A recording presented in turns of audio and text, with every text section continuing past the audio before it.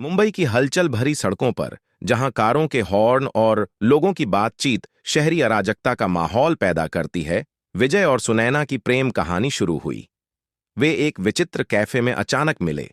शहर की हलचल के बीच उनकी आंखें शुद्ध संबंध के एक क्षण पर टिक गईं। विजय अपनी मनमोहक मुस्कान के साथ और सुनैना अपनी संक्रामक हंसी के साथ स्वर्ग में बनी जोड़ी की तरह लग रहे थे। देर रात की बातचीत, चुराई हुई नजरों और तारों से भरे आकाश के नीचे साझा किए गए कोमल क्षणों के कारण उनका प्यार तेजी से पनपा।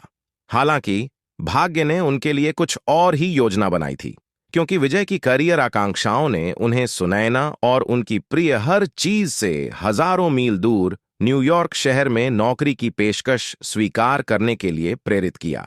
अनिच्छा से उन्होंने लंबी दूरी का रिश्ता शुरू करने का फैसला किया, यह विश्वास करते हुए कि उनका प्यार किसी भी दूरी को झेल सकता है। उन्हें इस बात का जरा भी अंदाजा नहीं था कि उनके रिश्ते की ऐसी परीक्षा होगी जिसकी उन्होंने कभी कल्पना भी नहीं की थी। जैसे जैसे महीने बीतते गए, शारीरिक अलगाव ने विजय और सुनैना दोनों पर भारी असर डाला। एक बार बार बार आने वाली कॉलें छिटपुट हो गईं, आभासी आलिंगन दूर होने लगा और अवांछित मेहमानों की तरह उनके मन में संदेह घर कर गया। अकेलेपन और असुरक्षा से जूझ रही सुनैना को एक पुराने दोस्त की संगति में सांत्वना मिली, जो विजय के दिल में चल रहे तूफान से अनजान थी। इस बीच विजय ने अपने करियर को गुमशुदगी के दर्द से ध्यान हटाने के लिए अपना दिल और आत्मा अपने काम में लगा दिया।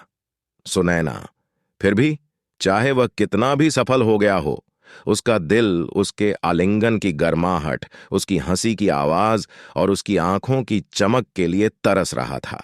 विजय से अनभिज्ञ सुनैना उपेक्षित और अप्राप्य महसूस करते हुए अपने दोस्त राहुल पर विश्वास करने लगी। सुनैना की भावनात्मक अंतरंगता और साहचर्य की आवश्यकता के कारण उनकी आदर्श मित्रता धीरे धीरे कुछ और में विकसित हुई।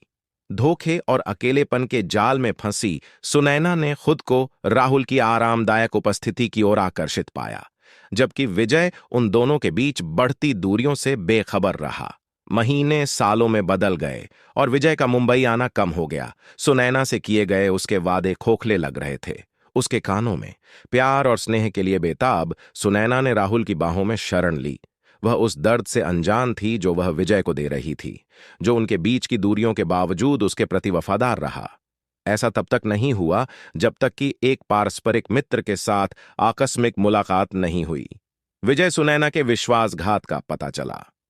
हैरान और दुखी होकर उसने सुनैना का सामना किया और उन सवालों के जवाब मांगे जो उसकी आत्मा में कांच के टुकड़ों की तरह चुभ गए थे।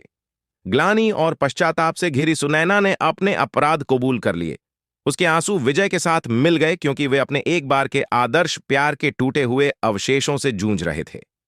विश्वासघात के बावजूद विजय सुनैना को छोड़ने की हिम्मत नहीं कर सका। उसके प्रति उसका प्यार दर्द और विश्वासघात से परे था।